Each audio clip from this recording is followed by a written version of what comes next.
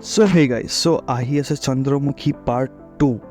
আৰু আপোনালোকে যদি গম নাপায় তেন্তে কৈ দিওঁ চন্দ্ৰমুখী পাৰ্ট 1 খন আহিছিল 2005ত আৰু ইমান বছৰ পিছত প্ৰায় 18 বছৰমান পিছত আহিছে চন্দ্ৰমুখী পাৰ্ট 2 আৰু চন্দ্ৰমুখী পাৰ্ট 1 খনত আছিলে ৰজনীকান্ত আৰু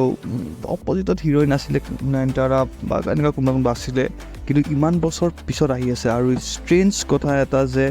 এই পাৰ্ট 2 খনত আমাৰ হিৰোইন আছে আমাৰ বলিউডৰ কংগনা ৰানাৱত আৰু হিৰো আছে ৰাঘৱা লৰেন্স আপোনালোকে বাকী ফিল্মবোৰটো চাইছে চাগে গম পায় ৰাঘৱা লৰেন্স কোন হয় কোন নহয় আৰু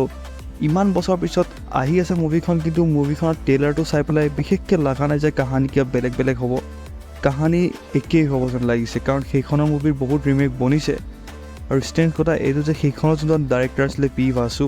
সেইজন মানুহেই এইখন মুভিও ডাইৰেক্ট কৰি আছে আৰু ট্ৰেইলাৰটো চাইটো এনেকুৱা লাগিছে যে কাহানী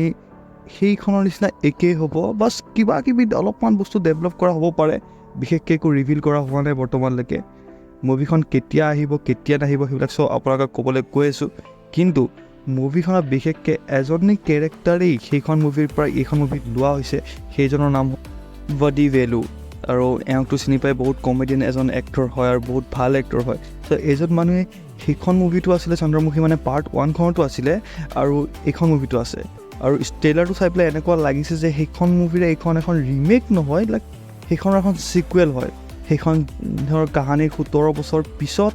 এইখিনি ষ্টাৰ্ট হ'ব মানে লাইক সেনেকুৱা টাইপৰে হ'ব মানে ট্ৰেইলাৰটো যেনেকৈ দেখাইছে একদম ৰিমেক নহয় বাছ সেইখনৰ পৰাই জড়িত কাহানী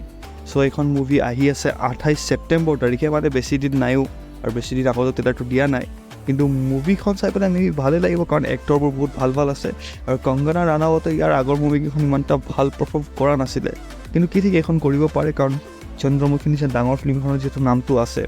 আৰু ষ্টৰি অলপ বেলেগ হ'ব কাৰণ সেইখনৰ লগত জড়িত কিন্তু ভাল লাগিব গতিকে আপোনালোকে ট্ৰেইলাৰটো চাইছেনে নাই কমেণ্টত ক'ব আৰু মুভিখন ৰিলিজ হ'লে আপোনালোকে চাব নাই এইটো কমেণ্টত ক'ব